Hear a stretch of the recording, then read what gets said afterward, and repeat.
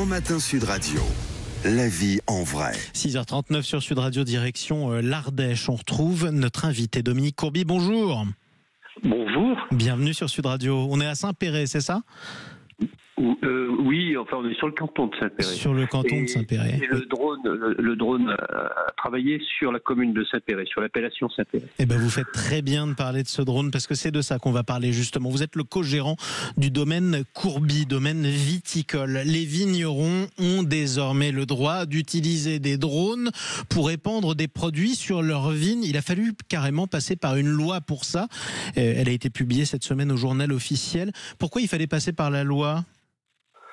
Alors ça, c'est lié à la législation française. C'est vrai qu'en Suisse, ça fait déjà longtemps qu'ils utilisent les drones et c'est visiblement moins compliqué, moins bureaucratique et il ne semble pas qu'il y ait plus d'accidents aéronautiques qu'en France. Mais c'est la législation qui nous oblige à passer par une loi. C'était le sens de ma question, justement, la bureaucratie. Quoi qu'il en soit, on en est là. Vous allez pouvoir vous servir enfin de ces drones pour épandre des produits. Alors c'est sur certaines surfaces, pas toutes, ça dépendra de la pente. Pourquoi vous aviez besoin d'utiliser des drones ? Alors jusque-là, on traitait à dos d'homme avec des atomiseurs portés. C'est particulièrement pénible physiquement et les opérateurs étaient exposés aux produits alors que là, il n'y a plus de risque d'intoxication par les utilisateurs. Oui. Quand je parle d'intoxication, il faut faire attention, on utilise des produits bio malgré tout, donc c'est du soufre, du cuivre et voilà, c'est pas... Exactement, et ça c'est important justement, c'est pour ça que vous y teniez. Donc vous allez gagner du temps, ce sera plutôt bon pour la santé de vos employés, de vos salariés, et en plus ce sera moins fatigant. Exactement, c'est pour ça que ça a été limité à l'usage dans des pentes très, très marquées. Oui, c'est ça, des pentes de 20% déjà, donc ça commence à descendre et surtout ça monte dur, donc quand on doit les faire, ça vous fait gagner beaucoup de temps, j'imagine. J'imagine aussi vos salariés s'en réjouissent. Est-ce que ça va vous permettre de faire des gains de productivité ? Pas vraiment, non, c'est pas l'objectif. Non, ça nous... Et franchement, c'est la pénibilité qui est l'avantage premier. Bon, en tout cas, ça vous l'aurez dit. Comment ça se passe maintenant ? Vous allez faire comment ? Vous allez contacter une entreprise qui possède des drones, vous allez accrocher les produits à ces drones et ils vont les épandre comme ça ? Ou c'est vous qui allez les utiliser vous-même, ces drones ? Alors, c'est déjà le cas. Dès cette année, on a entrepris de traiter une partie du vignoble avec une société de prestation de services qui est propriétaire des drones. Alors, on paye une prestation.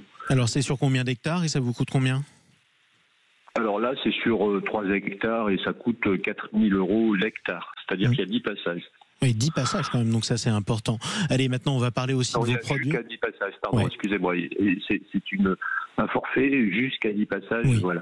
Bon, c'est déjà pas mal, écoutez, ça nous rappelle quelques images de films. En plus, c'est dans un coin très joli. On peut le préciser. Parlons maintenant de vos produits. Vous êtes à Saint-Péray, on l'a dit, de vos produits, que dis-je, vos bouteilles, vos vins, vos nectars, j'imagine, à déguster avec modération. Qu'est-ce que vous utilisez comme produit dessus et surtout à quoi ils servent ? Parce que c'est toujours inquiétant quand les consommateurs entendent on va épandre des produits, mais ils ont un vrai intérêt en fait. Alors, en réalité, on ne peut pas faire ça. On sait que depuis le 19e siècle, les vignobles sont envahis par l'odium et le mildiou, des maladies qu'on ne connaissait pas, mais qui viennent du continent américain, et qui nous obligent à passer régulièrement dans les vignes pour épandre des produits.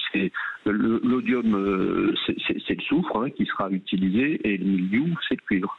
Et ça n'a aucun impact sur la production du vin ? Ah non, il n'y a pas de produit qui reste dans le vin. C'est pas non, il n'y a pas d'impact. On retrouve pas de traces du cuivre et du soufre dans les vins. Enfin, voilà. Il y en a toujours naturellement, mais c'est pas rien de significatif. C'est ce que vous vouliez dire justement. C'était pour ça que ça valait le coup de vous poser la question. Dernière question. Est-ce que vous avez du mal à recruter ? C'est important parce que vous le disiez justement. Cette loi, elle vous permet de lutter contre la pénibilité de vos salariés. Et justement, c'était un frein à l'embauche. Ah bien sûr. C'est pour ça que on recrute beaucoup de gens qui viennent de l'étranger. Il y a des Français, mais il y a on a quelques Polonais, des salariés bulgares et marocains.